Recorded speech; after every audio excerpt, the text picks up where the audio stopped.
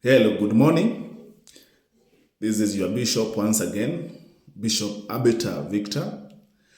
And today I want to speak something little about hope. And I keep on saying that anything can enslave you. Your desire to succeed can also turn to be another prison. And today I want to talk about hope. You know, hope is where you hope, like today things are not good, but you are hoping that with time things shall get better. And that hope sometimes have turned to be the greatest slavery to so many people. And there's someone who is in a very abusive friendship. There's a person who is in a very abusive working environment right now. There's someone who is in a very abusive marriage. Maybe it's a man or it's a woman, wherever they are. And this hope that maybe this person will change one day has kept you in that place even now. And maybe it is 1 year, it is 2 years, it is 3 years, but you're still there. And this same hope that one day things shall get better has kept you in slavery. And that's why I say that anything can enslave you.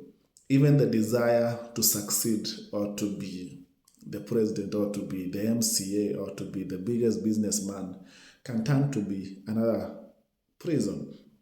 And when I'm talking about hope, I'm also talking about another area of maybe you have a dream. Let's say, for example, me as Victor, I'm passionate about music. Yes, I'm passionate about music, and maybe I could be talented. I could be talented, but then with time you realize that the same hope that one day that my music will be heard in the all corners of the world can turn into another slavery because I'm always spending money and my energy and my time on things that really never pay. And there could be a possibility that the thing that you are passionate about and the thing that you love will never amount to anything. And hope could also enslave you on another angle where maybe how many guys or how many ladies for now, maybe you have walked around in the street or you have met someone that you really loved, ulikuwa unapenda huyu mtu, and you could feel like this person could be the person that you want for the rest of your life. But you realize that it never worked like that. And you learned to let go. You now, yes, I love and I care and I want this and this and this. But it has proved to me that it cannot work. And that is how hope can now turn into another slavery. Slavery and slavery. Because you're always pumping money, energy, and attention to things that at the end of the day, and it has proved after some time that this way may never be a way.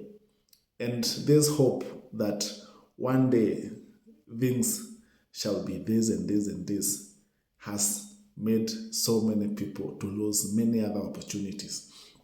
And I want to surprise you today that God has a billion different ways of meeting your single need.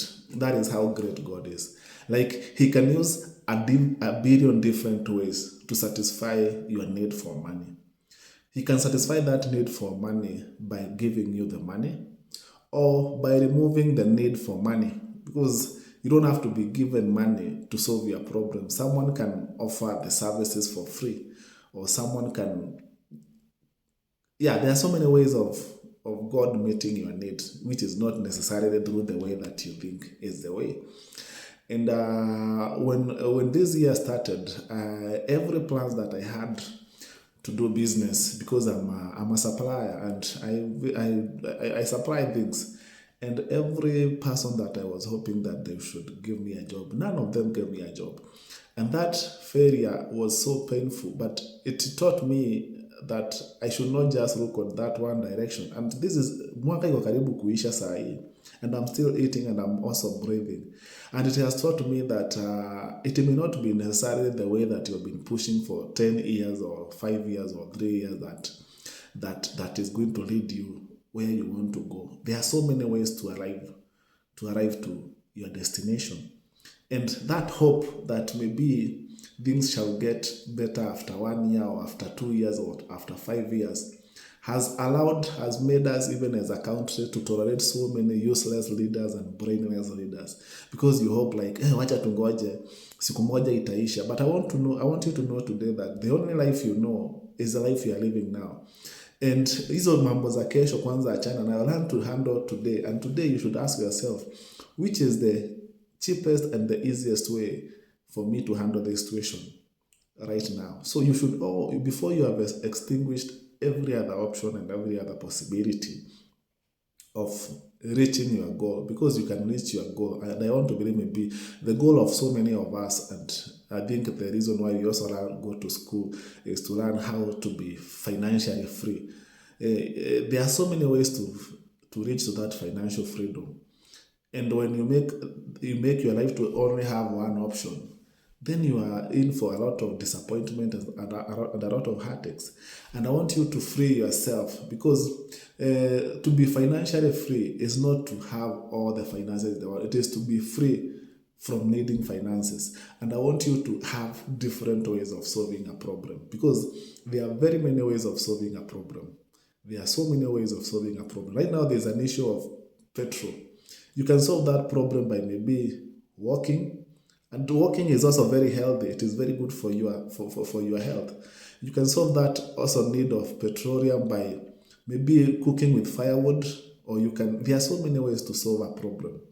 But when you make money to be the only way you can solve a problem, you limit your life, and you need to open yourself up for the ways of God, because the ways of God are not the ways of men, and they could be beyond what you think or imagine. And get outside yourself, because there are so many ways. But don't let anything enslave you.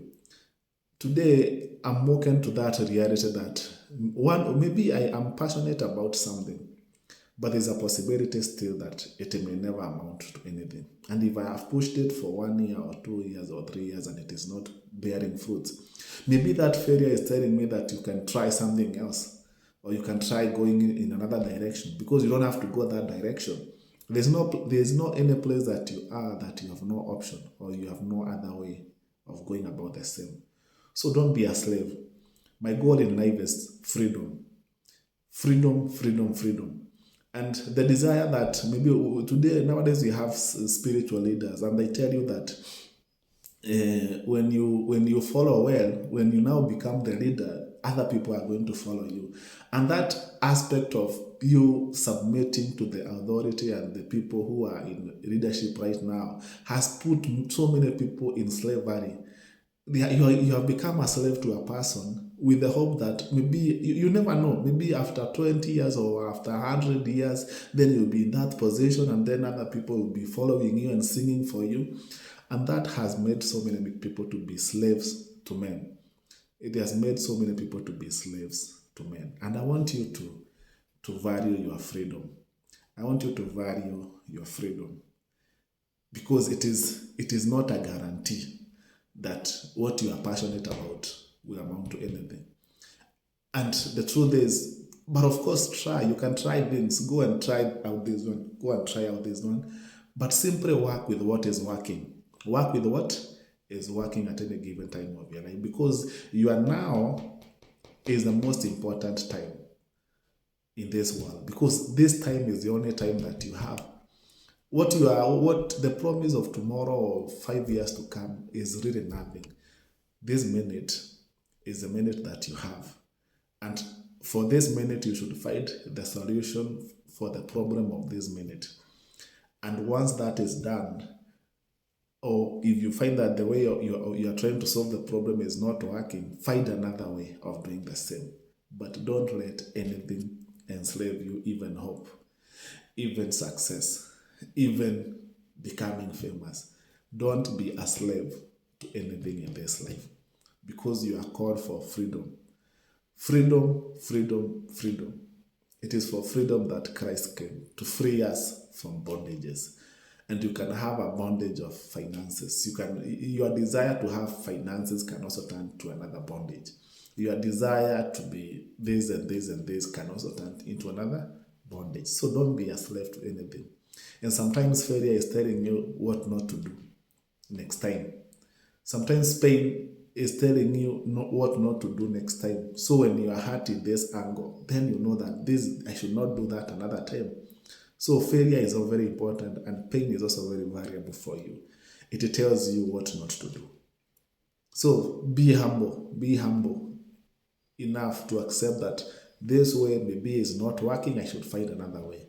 I should find another easier way to do things. I should find another more comfortable way to do things. But don't let anything enslave you, because you're meant to be free. You're meant to be free. Don't let your possessions possess you. And I want to ask yourself, do you possess a car, or does your car possess you? Do you possess a car, or does a car possess you? I want you to be free. And your goal in life should be freedom. Because without freedom, it doesn't matter what you have. We have been spending so much time on financial freedom, but financial freedom is just a small fraction of what it is that sets you totally free. Because if you're not emotionally free, if you're not socially free, you're still a slave.